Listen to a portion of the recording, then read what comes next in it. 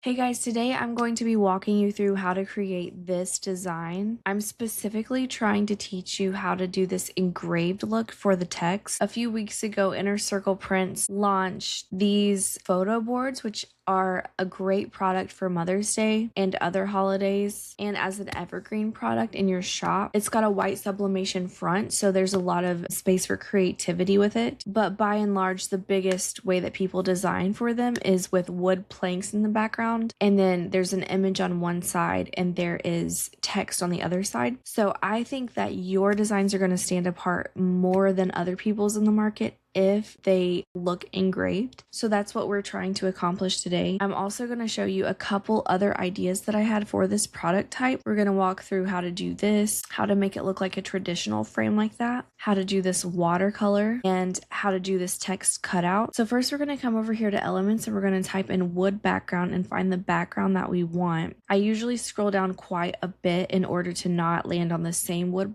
background as other sellers if they're using Canva. And then also you can use Creative Fabrica or other sites to get your wood backgrounds. Make sure that once you get it, you zoom in on it and see if it is blurred at all and pixelated or if it looks high quality. You don't want it to look blurred. So I decided on this light one. I found it somewhere over here. So I'm going to make it as big as my page, and then I'm going to create whatever text that I want. I already have it right here. I'm going to copy and paste it on top of this wood, and then I'm going to download it. It doesn't matter that it's brown, it could be black, it doesn't matter. The text itself. And I'm going to download this page, and then I'm going to open it up over here in Photopea. I'm going to click on open from computer. If you're not aware, Photopea is essentially like a free Photoshop. You can do this in Photoshop as well. And then I'm going to zoom in on it, clicking Command plus to zoom in, and I'm going to select all of the text and delete it so that there's a transparency right there. I click on this magic wand tool in the left toolbar and start selecting it and hit delete. Personally, I select it and I hit shift and I select multiple at one time just to kind of speed up the process, and delete. And now just to note, in the top up here where it says tolerance mine is set to 90, that may impact you in how much it selects. And if you happen to know a way to do this inside of Canva, please let me know. I've tried the background remover and the eraser and I just can't figure it out. All right, once you have it deleted, you're going to go to File, Export as PNG, and save it. We're going to jump back over here to Canva and we're going to re-upload it. Okay, so I'm going to get rid of this text and I'm going to pull this right over the top here and make it as big as the other one. Okay, and then go to Edit, Shadows, Drop Shadow, and all right, let's change the color to like a dark brown. And the distance is going to be just slight. Let's do 5.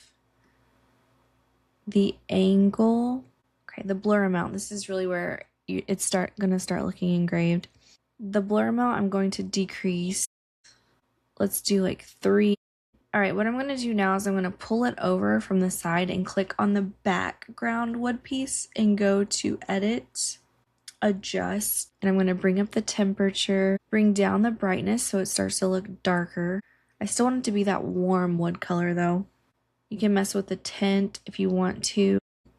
I'm going to bring down the shadows, down the white. No, bring up the shadows, bring down the white, bring up the black. Okay, so now I'm going to select the front one again, pull it back over. And now when I go to Edit, Shadows, I can see more of what it's doing. I want a slight blur, probably like 2. The angle, I think I want the drop shadow to be happening in the top left. So we're going to do 71 and the distance needs to be really close. So like 4, and intensity, let's set it to 70, 78, 76. And whenever you make a drop shadow, you'll notice that on the edge, it has like moved it in to create the drop shadow. So you don't want to make it too much bigger because it's not going to line up with, like, you see how you see the wood grain inside of it? That's what's making it look engraved. if I were to just make it larger, I'm going to lose that alignment. So what you can do is you can select both at the same time, the background one and the front one. Let's see here.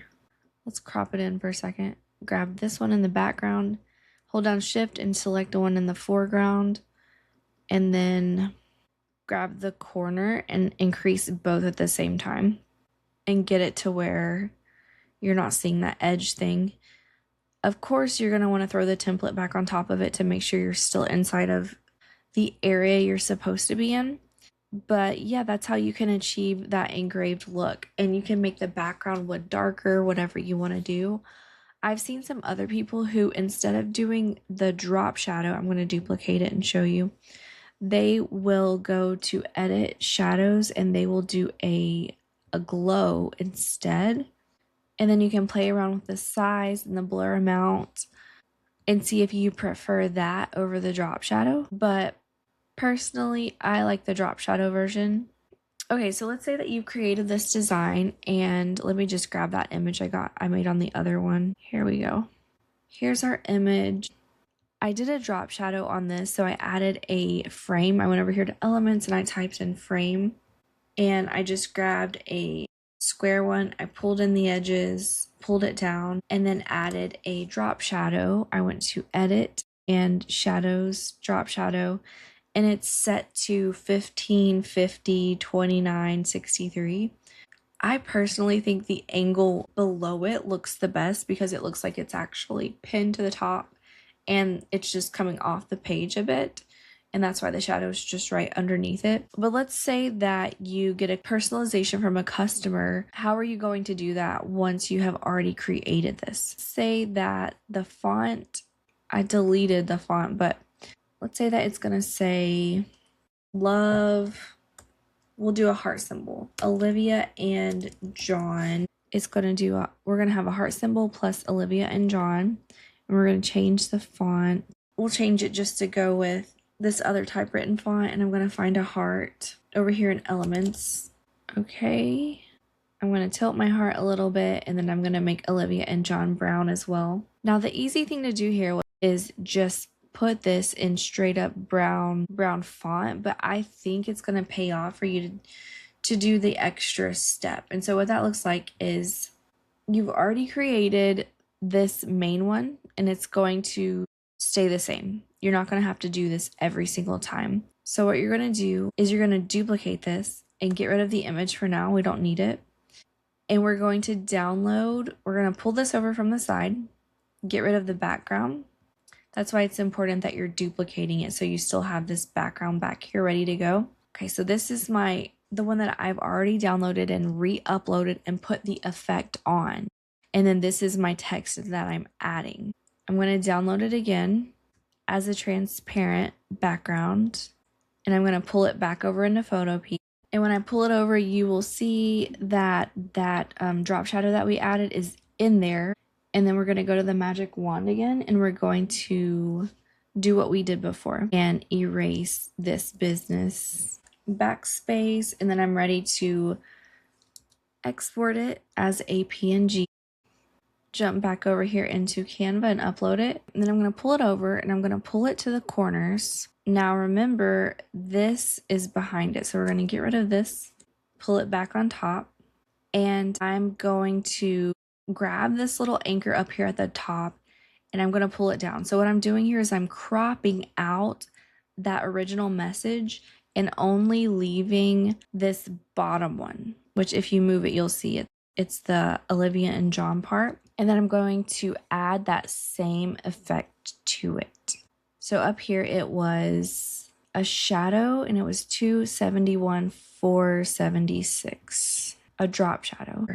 76. Okay, and as of right now, there's still this wood behind it. So I'm going to pull that up so it's white behind it. I just want you to know that you don't have to download the whole thing every time and delete all of this every time. You can just download the template that you've already created and then only do the name or the personalization. Pull it back in. I'm going to grab this colored background that we created, position to the back. And you see the drop shadow thing is happening again over here. So just grab both and enlarge it so that's not visible. And then we're going to drop our photo back on top right here. I'm sure there's some workflows that you can figure out that's going to make this faster for you. I just want you to know that this is a possibility and it could help you stand apart from other sellers. And remember, you have the other version, which is a bit darker if you do the glow instead. That's the main one I wanted to show you, but also I think this is a super strong design that's been done inside of some markets. So what this would look like, it would be the same thing that we just did. You would do the text on a white background, and then you would pull it into Photopea and you would do the cutout of it. You would put it back in here in Canva over whatever wood background you wanted, and it would look like this. There are a lot of designs that have solid wood like this. It doesn't have to be the plank version. But let's say that you have a solid piece that you want to create a plank out of. I would go to elements and grab a square just as a measuring tool. And then I would crop up your wood from the bottom, hit option and drag it, and it will copy it and place it right on top. You're going to move your little measuring tool down, and then you're going to pull the duplicated one down and the top down. Do that again. Option drag to copy, place right on top, pull this down, pull the top down, and then your square you can place actually in the back. So I'm going to make it as big as that and make it a darker brown and then position it to the back. I'm going to grab these two planks and go down 4 spaces, down spaces for that one. And this is just a way that you can create your own planks. Not that you need to, you're going to have plenty inside of Canva, but I just wanted to show you that in case you run into that and need to make your own. Okay, this one's a little bit trickier, but I think that this product, you can make it look exactly like a normal frame like this. I know that a lot of people are doing what we just discussed, but you could do this as well. So if you notice on a traditional frame, the edges meet like this. And I was trying to figure out a easy way to go about this. I found one way. It's probably not the easiest, but it's like what my brain went to first. So as you notice, the grains, they go parallel with the edge of the frame.